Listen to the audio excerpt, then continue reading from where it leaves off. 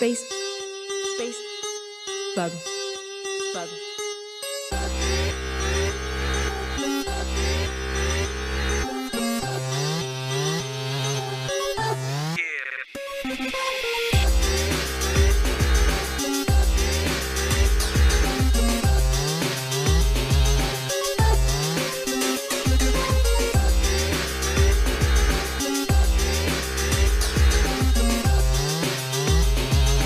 Magic for the masses. Space. Space. Bug. Bug. We all know that the Earth is flat and space is a lie, correct? Why else would you even be here? Wait, what I meant to say was, we all know the Earth rotates around the Sun. I hope. While the Earth is orbiting the Sun, it is also spinning on its axis.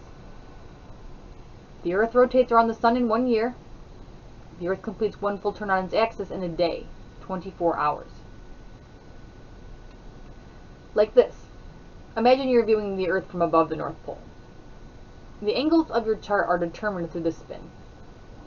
It doesn't matter where the Earth is in its rotation of the solar year, because the Earth's spin is consistent on the planetary poles. The cycle of interaction with the zodiacal constellations is also consistent. And that's how we determine the angles of the natal chart. The positioning to the constellations from the place you're born at the moment you're born, when you draw your first breath. What's up, humanity? Spacebug coming at you with another Learn Astrology with Spacebug video. Today we're going to talk about the angles of the chart. So, I'm going to flash over to a picture of a chart so you can see what we're talking about. Now, the angles are determined by specific mathematical or geographical correspondences to the constellations from the exact latitude and longitude of the location and moment you're born. Let me say that again.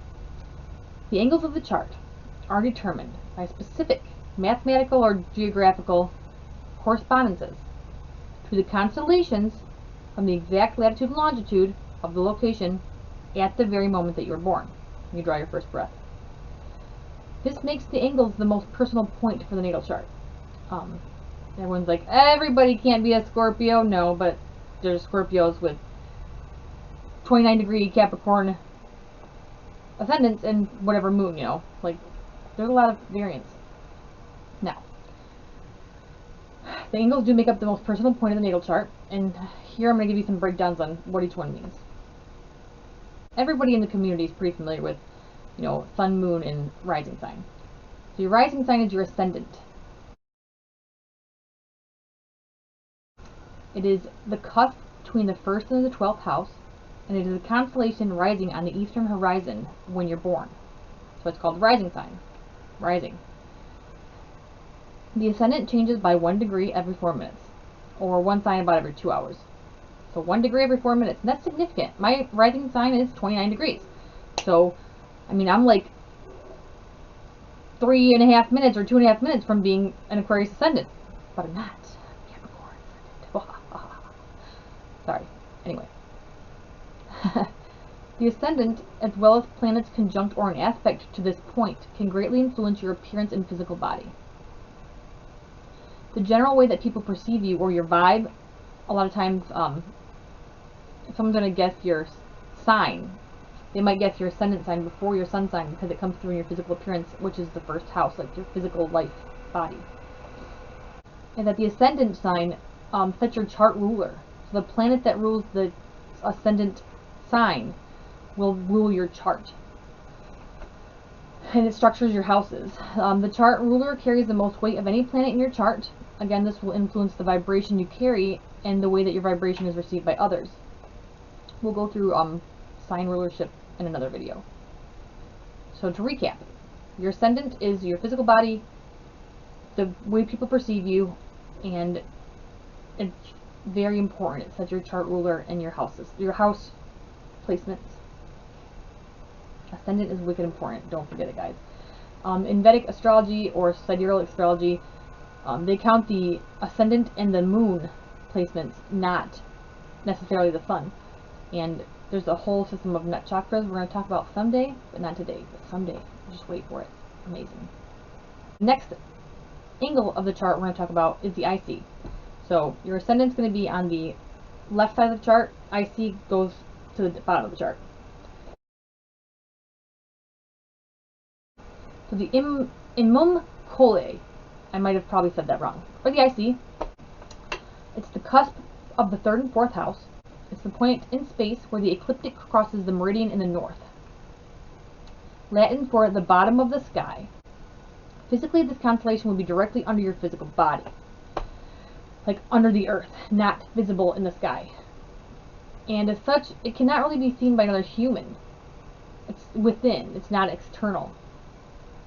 The IC represents the early childhood, the nurturing energy or lack thereof that we receive as children. It shows the home and what makes us feel at home. The IC and the planets conjunct or an aspect to it, as well as the 4th house, can reflect the experiences of childhood or our foundational years. I have a theory that I'm working on that would say that, and it might be well known, I don't know, it's just new to me. The way that you give nurturing to others, or in a way your love language, can also be determined by the IC, I'm thinking. So my IC is in Taurus. I fucking love to feed people and make sure that they have comfortable sleeping areas. I don't know, that's just what I'm saying. Capricorn IC may like to offer structural examples of stability in like setting your reality or business help or advice. Pisces ICs sacrifice themselves and their time to show love. Cancers can offer emotional stability and guidance. Cancer IC. So we'll go through and make videos about that once we figure out if we're crazy or not. The descendant is the cusp between the 7th and the 6th house. It is on the right side of the chart. This constellation occupies the western horizon, so where sun would set when you're born. It's exactly opposite the ascendant. And we know the ascendant is yourself, your physical self. The descendant represents the other in your chart. It's where you meet the world. It can represent the qualities you want in a significant other, but really it's the place where you meet all other humans in life. The DC, as well as planets that are in aspect to it, can show the impact others will have on you or how you are meant to interact with them. Themes of your life that will take place in non-business interactions with humans. The people, and it can also show the types of people you attract into your life. The MC, midheaven, or medium cole, I don't know, I don't speak Latin. The cusp between the 9th and 10th house. It is directly above. You know, it's the top of the chart if you're looking at your circular chart. It's the highest point at the top of your chart and represents the southernmost point above the horizon. Directly opposite the IC, it represents your legacy, your place in the world, your career, what you're known for. Planets in aspect to the MC or in your 10th house will impact this legacy, even define it. Themes and influences about your purpose in life will show up here. Also the field or industry that you will find success or be naturally inclined to succeed in. So this was just supposed to be a brief rundown about the angles so that we have a better idea of what they are moving forward. I hope that this was fun for you guys and informative, and I will see you again soon. Like, share, subscribe. Peace, bitches.